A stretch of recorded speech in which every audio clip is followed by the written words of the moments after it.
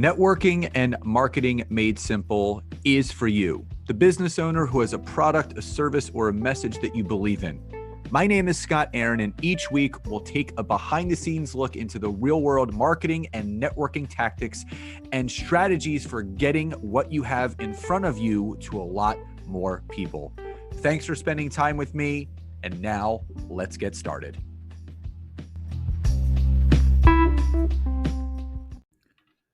Super excited for you to hear today's amazing episode. But before I jump into that, I have so many people that reach out to me and ask, how do I start a podcast? What do I need to do? And what you guys listen to, wherever you're listening to this from, if you haven't heard about Anchor by Spotify, in my opinion, it is the easiest way to make a podcast. It's one of those things where I jumped into it because it has everything that I needed in one place. And that's what I loved about it. The tools that allow you to record and then edit your podcast from your phone or your computer, which is so accessible. But also, when you actually host your podcast on Anchor like I do, you can distribute that podcast on all the listening platforms: Spotify, Apple Podcasts, Breaker, all the different big ones that people are listening to. It's all from here. And it's everything that you need to make a podcast in one place. And the other great thing is, and why I always suggest it to people, it's absolutely free. And this is the easiest thing to do. All you have to do is download the Anchor app on Apple or on your Android, or go to anchor.fm. And that's how you get started. It's that simple. So if you have a message, if you have something really important you want to share, getting your podcast out on the anchor.fm platform will get you there. And not even will get you there, you'll be amazed at what could happen. So enjoy today's episode. Hey there, and welcome back to another episode of Networking and Marketing Made Simple. Super excited for today's episode. We got some really important content to go over today in regards to, smelling out or really spotting a sales pitch that's coming our way on LinkedIn. But before we dive into that, 2 weeks from today, the 27th of this month, we are going to be diving into how to streamline your content creation process, repurposing, identifying your niche, your content buckets, your pillar content, and how to use that system for all of your social media efforts, including LinkedIn. It's a free workshop. It begins February 27th, 8 p.m. Eastern Standard Time to 9 p.m., and it's running Monday through Thursday. It's completely free. It's called our Simple Content Creation Workshop. If you would like to register, just go to the description of this episode. Obviously, click on the link, get yourself registered. You get a workbook. It's going to be a lot of fun, and you're going to have our content repurposing and creation strategy, obviously, at the end of that, to make you that much more successful in being consistent on social media. So, on to today's topic.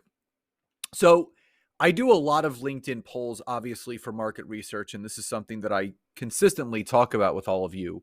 And the one thing that continues to come up as, I would say, the top frustration point for people on LinkedIn is the fact that there are consistent spam messages, spam information, spam connections still running rampant on the platform. Now, there's, to LinkedIn's defense, there's only so much they can do.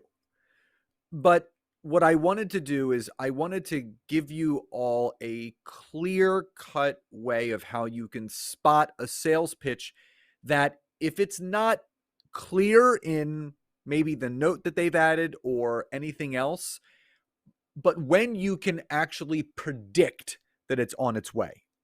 Now, number one, if you ever receive a connection request with the generic, "I'd like to add you to my professional network" note, that is a clear-cut sign that someone is about to sell and pitch you? Well, people may say, well, why?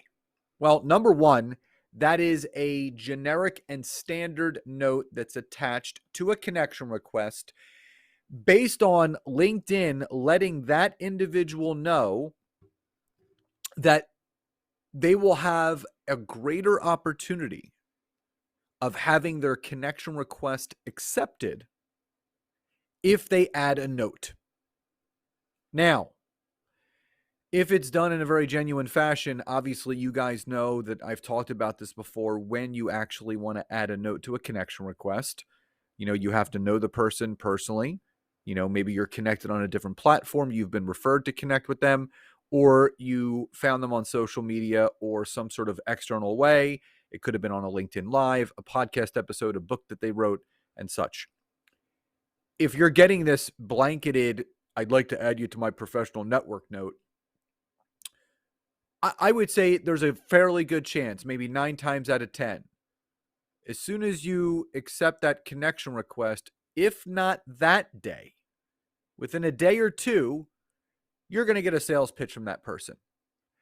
All that individual cares about is getting more people to accept their connection requests based on LinkedIn saying, if you add this note, you're going to get more connection requests, and thus then being able to pitch you. So if you get these generic, I'd like to add you to my professional network, do your own research. Accept a couple of those connection requests, maybe accept 10 of them, and see how many of them land in a sales pitch, whether it's in a message or on a call.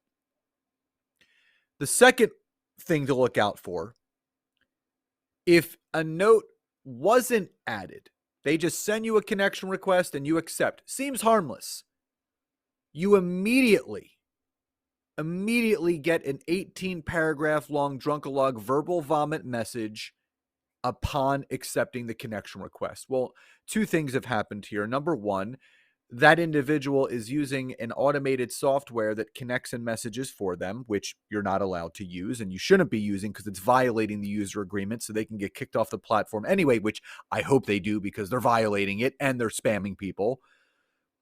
But number 2, in its clearest definition, in clearest form, this person could care less about you, what you do, what audience you serve, what products, goods, or services you have to offer. All they care about is having this automation running in the background where they're just selling and pitching, hoping you take the bait, so to speak, book a call, and then they pitch you even more. The initial reach out on any sort of message should not be a sales pitch. It should be a get to know you message. And you've heard me talk about this before, stating the person's name, bridging the gap with a connection point, finishing with a call to action to see if they'd like to connect offline. And even on that call, you're not selling and pitching. You're forming a connection. You're forming a relationship. You're wanting to learn about them. They're wanting to learn about you. That's the benefit. So if you immediately get this 18-paragraph long drunkalog verbal vomit message and there's a sales pitch in there, you better believe if you schedule a call with that person, you're going to get an even greater sales pitch on that call. Now, someone like that, again, doesn't really care about you and you being a connection of them. Remove and block them as a connection. There's really no other clear-cut way to see a sales pitch than having that sales pitch sent to you in that multiple paragraph long message. Number 3. So the other thing to look out for, any connection request note, comment on your post, or message that makes any bold promise. Any bold promise.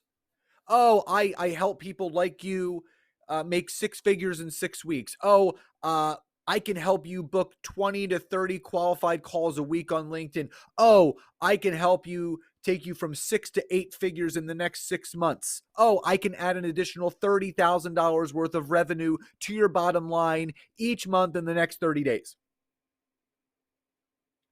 If it sounds too good to be true, it probably is. Anyone that is making any kind of bold promise in a note that's added to a connection request, a comment on a post that you've made, or a message that they've sent to you after becoming a connection. Sales pitch, sales pitch, sales pitch, run for the hills, turn the other way, and don't ever look back. I want all of you to be present and aware and understanding that these sales pitches will continue to thrive, and these people will continue to spam us if we don't do anything about it. Much like I said in a previous LinkedIn training and podcast episode, block and report these people. If we're all sick and tired of the sales pitch messages, we need to do something about it. If we don't want the spammers on the platform, we need to do something about it. So report and block, get rid of them. But again, foundationally, look out for these 3 signs that a potential sales pitch could be on its way. You know, the generic, I'd like to add you to my professional network note, add it to a connection request, an immediate 18-paragraph long drunk log verbal vomit message immediately after accepting that connection request, and any note, comment, or message that makes a bold promise that seems too good to be true. So I hope you enjoyed today's episode. Love and gratitude to each and every one of you, and I'll talk to you next time.